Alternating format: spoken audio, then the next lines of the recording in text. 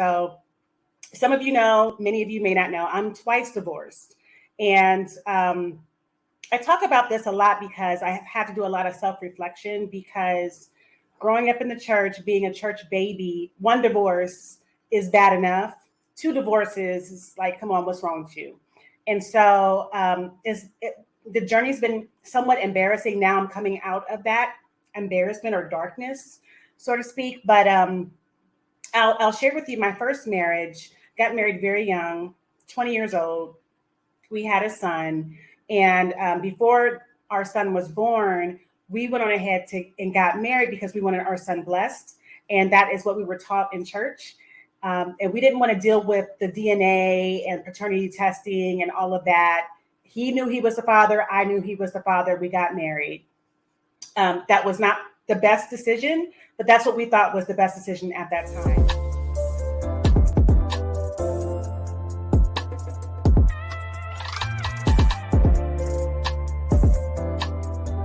What's your deal breaker?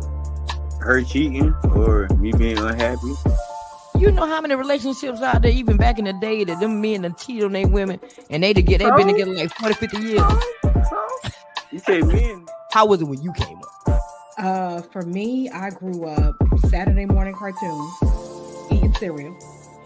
And, during the week with school, moms didn't play no extracurricular, nothing.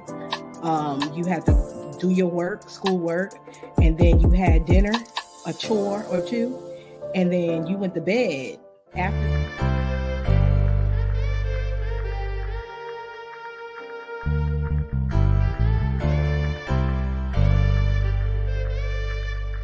Hey, is it hard?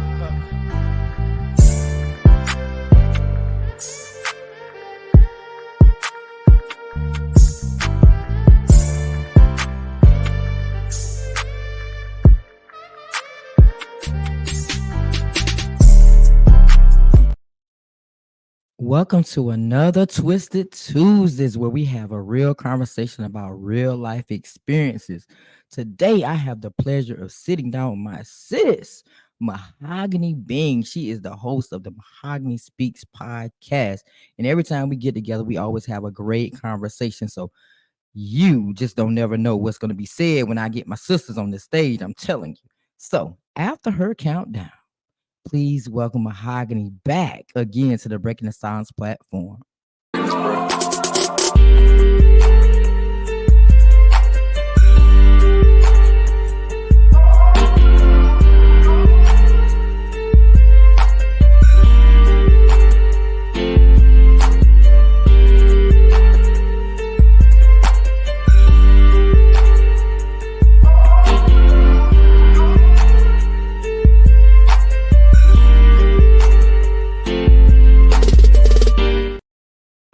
Hey, Mahogany. Hey, how you doing? Doing good. It's always a pleasure to have you on the platform so we can have a conversation. This time we're doing the Twisted Tuesdays. Next time we're going to have to do another episode with you and all these great things you got going on. I'm so honored to be here. Thank you, author Nick and Nicole. Thank you. Yes. So me and Mahogany are going to talk about the impact of divorce. So I'm going to let her start out and tell her feedback on divorce. Well, first of all, author Nikki Nicole, now Breaking the Silence audience, I already gave her a disclaimer. I already know she don't believe in divorce.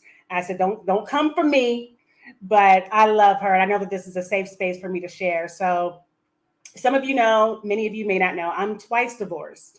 And I talk about this a lot because I have had to do a lot of self-reflection because growing up in the church, being a church baby, one divorce is bad enough. Two divorces is like, come on, what's wrong with you?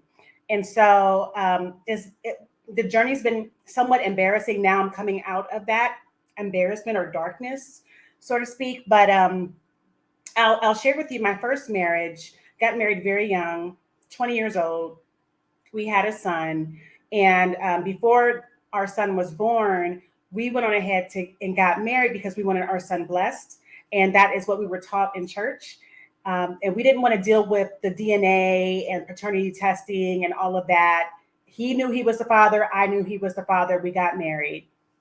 That was not the best decision, but that's what we thought was the best decision at that time. We stayed married for about 12 years and ultimately divorced. We were just simply too young. We didn't receive the proper tools and coaching, which is no one's fault but our own. We just weren't mature enough to handle the responsibilities of marriage. I could go on and on about that, but that's the gist of it. Got married a second time, probably when I was about 35, 36, to my most recent husband. Never thought I would be saying my most recent husband, but my second marriage. Um, and there was a lot of turmoil within our marriage, but one of the things that I have vowed to him is that I would never degrade him because he's such a good man. He's a good person. And above and beyond all of that, he's an amazing father. We have a set of twins together, Aaron and Tyler, who are 7 years old now. And I need him in my life as my partner in parenting. And so one of the things I will not do is degrade him because he is such an amazing father to them. And we have to make this partner in parenting work, although our marriage ultimately dissolved. So that's it in a nutshell. He and I have been divorced now for about 2 years, a little over 2 years now, but we remain great friends. I joke and I say that I don't know if I could ever get into another relationship because how would another person or another man be able to deal with the relationship that I have with my ex-husband? And I don't want to risk the relationship that I have with him because it's so important for our children. Nothing romantic is between us, but we are bona fide partners in parenting. And so I've been on this journey. I feel great about the space that I'm in now, but it was rough emotionally going through, especially the second divorce, because I was a little bit more mature. I was a little bit more wise. So how did this happen again? So that's kind of it in a nutshell, Author Nikki Nicole. See, I don't know. Like I say I don't believe in divorce. I don't. Mhm, mhm. I feel like whatever you go through, you go through. And ultimately, I don't think any marriage is going to be perfect. If you mad at me, go sleep on the couch. You'll be all right in the morning. And if you still can love me after I slept on the couch, matter of fact, if you let me sleep on that couch, it's a problem. But but at the end of the day, I just feel like whatever you go through, because when you do these vows, it's like through sickness and health, rich or poor, and people don't think about those vows when they actually get married because they're just getting married for a lot of different reasons. But I won't say maybe I need to stop saying I don't believe in divorce. I would say that I feel like when you do get married, you need to know why you're getting married. Is it for the love? Is it for the money? Is it whatever the reason is for, is going to be the main reason why you stay together. And like you said, some people are getting married young, and some people getting married like back in the day, people got married because a kid was involved. So really, was there really love there? They were just doing what they thought was right, what the church said was right, what their parents said was right. So I can't say I don't believe in divorce. I can say when you get married, make sure that's the person that you want to be with, because then now you're on repeated cycles and trying to find, and it gets harder. It gets harder, I think. If I had to divorce now and get back out there in this field now to find somebody else, Martin, I'd be through. I'd be through.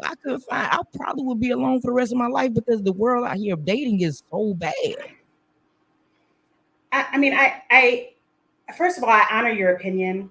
I respect your opinion, and it's valid, right? Um, One thing that I do want to mention is you mentioned the word mad. I do think that there's a difference between being mad, which to me is very surface, and being angry, which is to the depths of your soul. So there's a difference in I'm mad at you, I'm sleeping on the couch, versus this happened to me. It's causing trauma in my life internally. It's making me sick, Mm.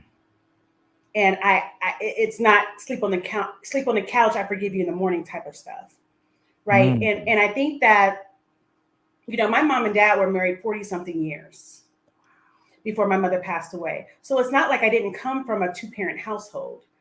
um, but I think that people equate two-parent households to loving households all the time. You right? What I will say is I had a level of stability as a child that I want replicated for my twins. Right. And that's what I am desperately trying to provide to them now. And we're doing a very good job with it. But I had stability as a child, knowing that mom and dad were there. What I did not have, though, was love Mm. or know what that feels like from a father. And so when we talk about healthy families and two-parent households, you have to dig a little deeper, especially if you only are coming from one perspective Right. and you don't have the other perspective to compare it to. Does that make Mhm. sense? That makes sense because it's funny you said it that way. You came out of a household with two parents. I didn't. I Mm-hmm. had my mother, but even though my father was there until I was 15 years old, providing for me, but he wasn't in the same household. So I guess my lens are a little bit different because I look at, happy marriages, well, I ain't gonna say every marriage is not happy, and you got these people from back in the day setting the standard, your grandfather and your grandmother saying that, you stay together and you get through it, and they're together like 40, 50 years. So you're looking at them like, oh, they happy, but they're not. They went through things too, Mm-hmm. but they just didn't get divorced. Mm-hmm. Right. Exactly. And I think that, and I'm not judging any of those situations because I honor my mother and my father for staying together. I do think that, and I hope and pray that this never makes it to my father's ears, um, that because of the way they were, my mother decided to get off of all treatment and was like, I'm done because she was so exhausted. And she came to a crossroads where the doctor said, you either need to do this or you will die. And she chose, I will die. And and that's why I don't um, I understand how we've been raised to not divorce. I get it, but at the same time, I don't want to live a miserable life. That's right. And not all marriages. I don't know what the stats are, but I would imagine that a good majority of them are healthy and happy. I would assume. Um, for me, I did not want my children living in a miserable household because I know what that did for me. I'm 47 now. The roots of my trauma stem from my childhood Right. because of what I witnessed, what I experienced, and what I held inside of me from when I was a child through that household. And Mhm. so I vowed to myself that I would not do the same thing to my children. And that ultimately, there's much more to it than that. I don't want to minimize the decision of divorce because so much went into it with me and my second husband. So much went into it. But I ultimately did not want my children being in a household when there was nothing but bickering and arguing every single day. No love shown. I show more love to my ex husband now than I've ever shown him. Oh, And they see it, they feel it, and they appreciate it. I love it. So, what do you think people need to do when it comes down to marriage? Because, people get married for all types of reasons. Love is never really the primary reason people get married. So, how can people avoid getting a divorce now? Especially now that you've been twice divorced. Now, what are you looking for now to say, I'm going to find this next person to avoid divorce? Well, I have to disagree with you on one thing, in that people don't get married for love.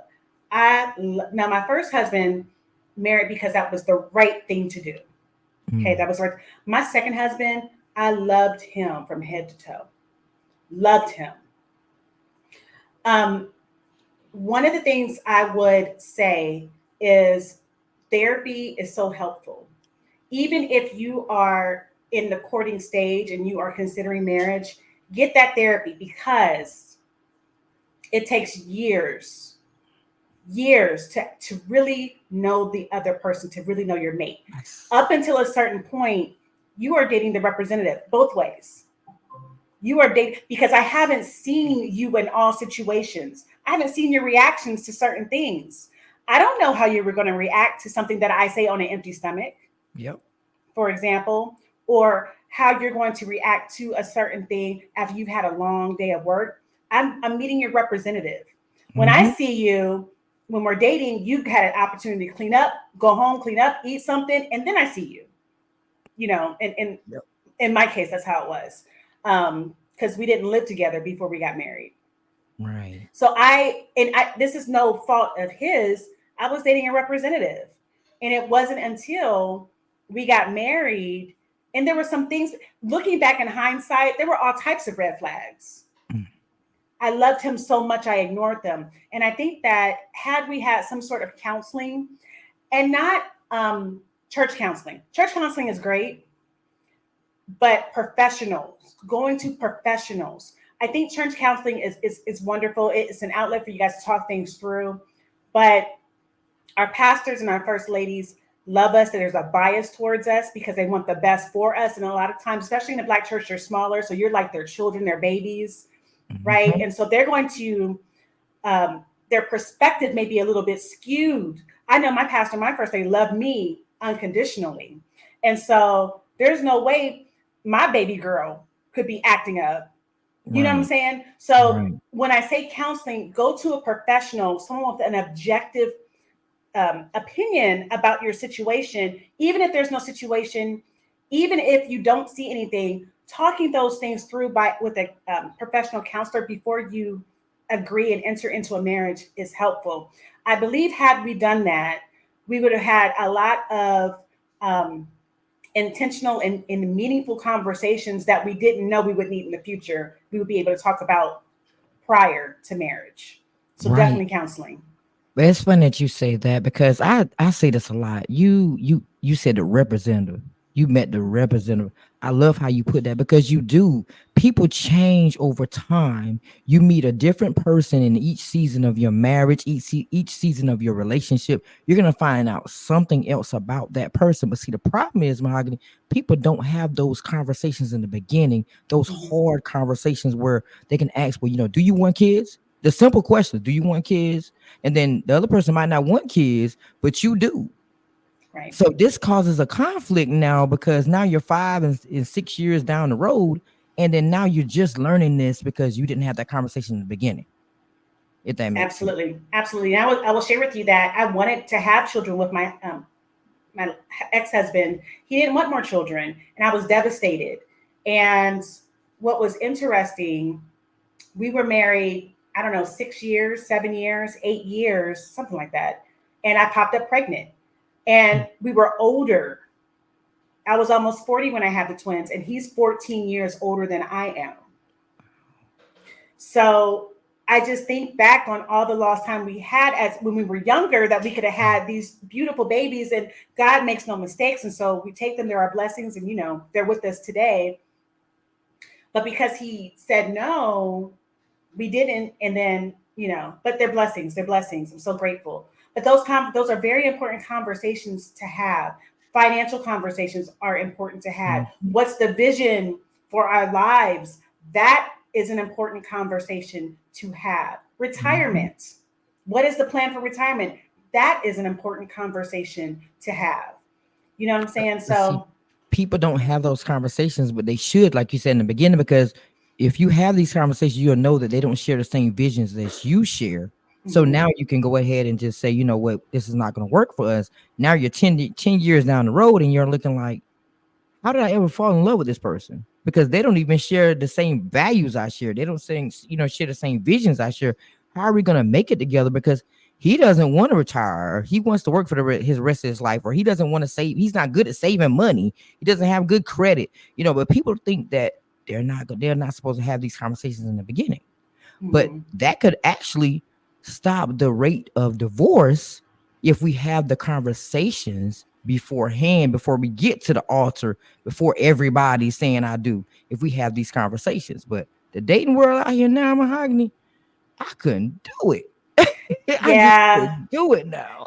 And Author Nikki Nicole, I haven't even dipped my toe in it, to be honest with you. It's not. I miss companionship. Yes, I want companion. I would love for someone to call me up and says, "Hey, Mahogany, let's go out to dinner." But I know me. I don't want to really be bothered after that. Maybe I don't know. I just have so much going on, and my focus is my twins, and um, I just I also see what other women, I'll say women as a woman, I don't know what the men are going through, but I see what the women are going through out here, in terms of them thinking that they are in this exclusive relationship with these men, and it's not the case. I'm not saying that that's how it is for everyone, Right. but certainly it's the vast majority that I see. that I see.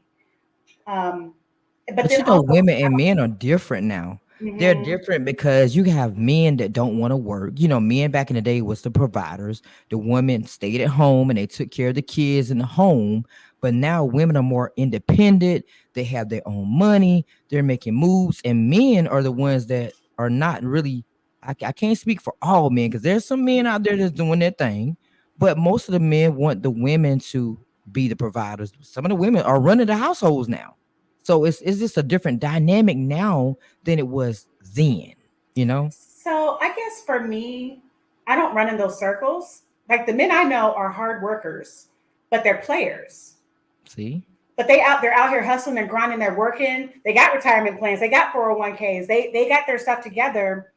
Um, but they don't want to settle down per se. Right. So there's varying types. The types that you said, the types that I said in terms of men. And I often wonder, Aunt Nikki, if because of how the dating pool, I consider it really watered down Yes. if the standards have been lowered. And that's one thing that I cannot afford to do is lower my standard. Right. I've been raised to write to lower my standard. Okay.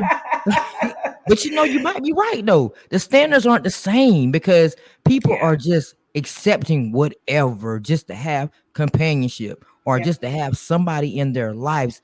They're like Darian told me in one of the episodes, they're writing a lease. They're renting relationships now. They're not actually in it to be in it and for everything that comes with it. They're just there for the moment, whether it's for financial gain or whether it's for something to, for them. So at the end of the day, yeah, you're right. The dynamic of relationships, I believe, has changed a lot.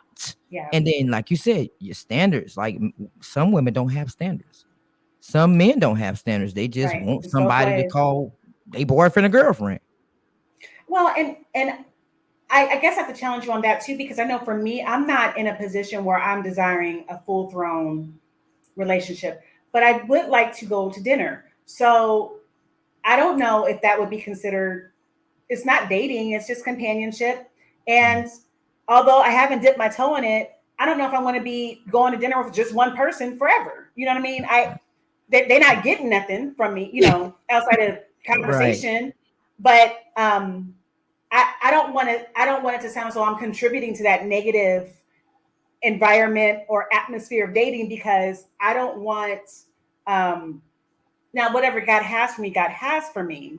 But I'm Right. not seeking a full throttle relationship, if that makes sense. Yeah, that And makes sense. I would you know I what I'm would saying? move slow if I was you too. Go Yeah, for I'm it. just moving No. really slow. And actually, I'm not even moving at all at this point because I'm right here talking to you on a beautiful Sunday afternoon. I'm in the house. That's my biggest outlet. To be honest with you, when I go outside, is going to church and going to the gym. Wow. That's what I do, and that is I don't have the taste for the shenanigans that are I out know there. that's right.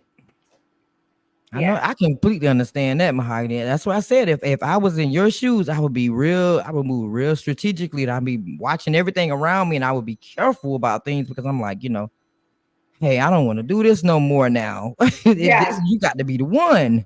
yeah.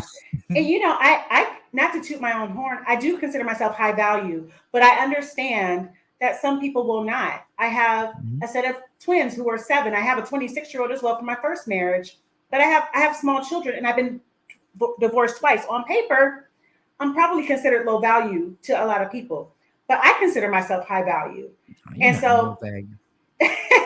but because of that, I'm not going to lower my value because of what you think I am or what Exactly. someone thinks I am, because I know what I bring to the table. I know There what you I go. bring to the table. Exactly, man. This has been a great conversation. See, we're gonna have to come back for a part two. Darian had to get me for a part two too. Langley had to give me a part two. The conversations be getting real good. Yeah, So, what I want you to do, I always do a BTS twist. I want you to empower the women out there and talk about, finding that person, knowing that person when you find that person, and give them some advice on divorce and marriage because you can do both. So I'm gonna do yeah. your countdown, come back. You're going to be on the platform and also tell them how to listen to those amazing episodes of Mahogany Speaks too. Got it.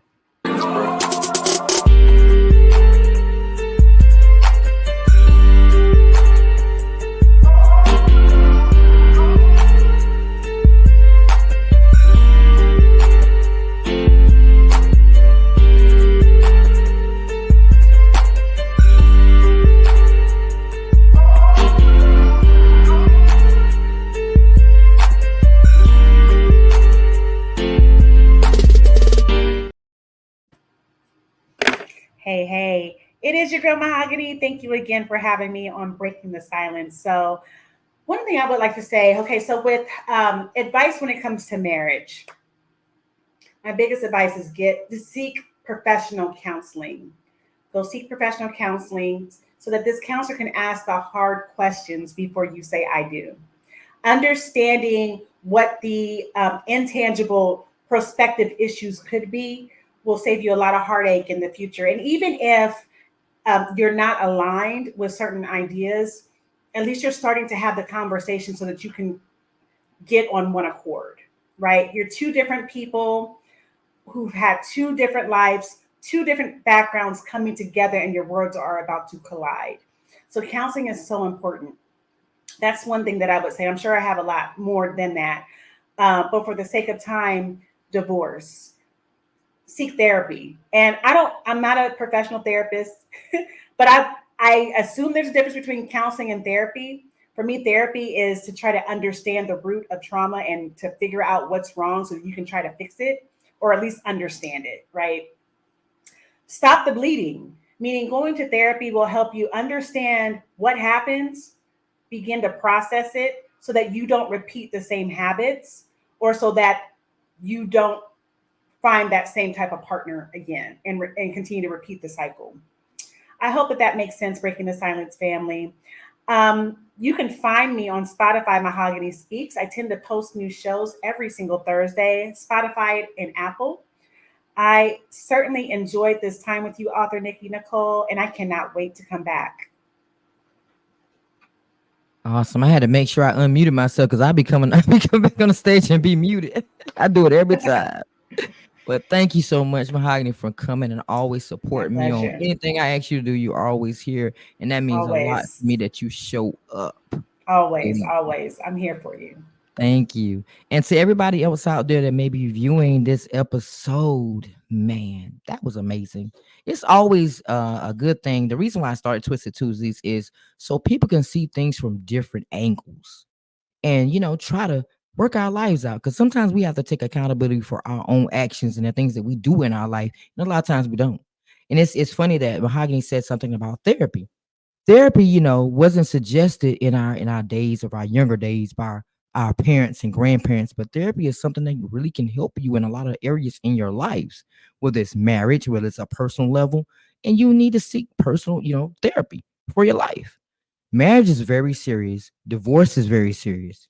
And either way, if you divorce and you learn from that mistake and then you divorce again and you learn from that mistake, you finally knowing what your standards are, and you know what you're not going to deal with and what you're not going to do. That's basically what it is. And some people are strong enough to do that. I'm not that strong. I don't think so. But but some people just know what they want. And it's okay, that they know what they want. The olden days, they say, hey, you get her pregnant, you got to marry. You know, it was all these principles from back in the day. Everybody staying 45, 40, and 50 years together. This is just a different time, a different way. And that's just the bottom line. But at the end of the day, you got to get married to people. Like she said, she married the representative. I never thought about it that way. People go through seasons. They go through seasons in life. And sometimes you meet that person. You're going to meet one person today. It might meet another person the next day. But you truly never, ever really know a person. So before you go out there and you make the decision to get married, know what you're doing. Take your time. You don't have to rush to get married. You don't. Even though tomorrow's never promised, but you still don't have to rush. So that's my take on it. I hope that you've enjoyed this great episode. My sis, Mahogany Bing. Make sure you follow her journey. Mahogany Speaks every Thursday. She drops an episode. You don't want to miss that. So until next time, guys, know that you matter, your voice matters, your life matters, and whatever you want to do in this lifetime, you can do it. Till next Tuesday, later. You had all of that in the circumference of your surrounding, right? You had a village.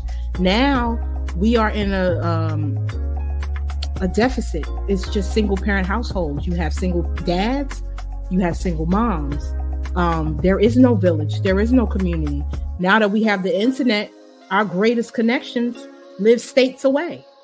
And it's sad. So it's like if I'm dating, I'm by myself. So I have to, date you by myself. My dad is not here to check you out. My mom is somewhere in another state, and that's even if their intentions are good to even care. So it's like it's definitely not the same. That's why we need friends, accountability. Let me meet you. Let me ask you some questions. Run up on them. Here's his social media.